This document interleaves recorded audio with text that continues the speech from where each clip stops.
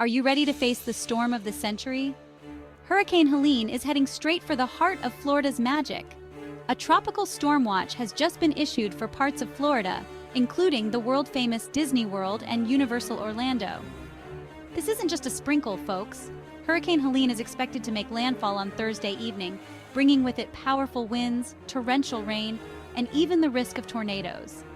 Governor Ron DeSantis has already declared a state of emergency for a vast portion of Florida.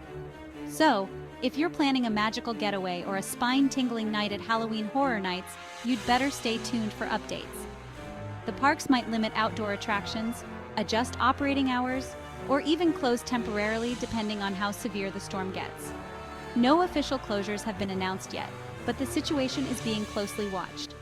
So, keep an eye on official channels for the latest updates to keep yourself and your loved ones safe. Hurricane Helene might be coming, but that doesn't mean the fun has to stop. Just be prepared. Stay safe, theme park fans, and may the force be with you. Don't forget to subscribe to Chicky Steps, share this video with your friends, comment, and give me a like.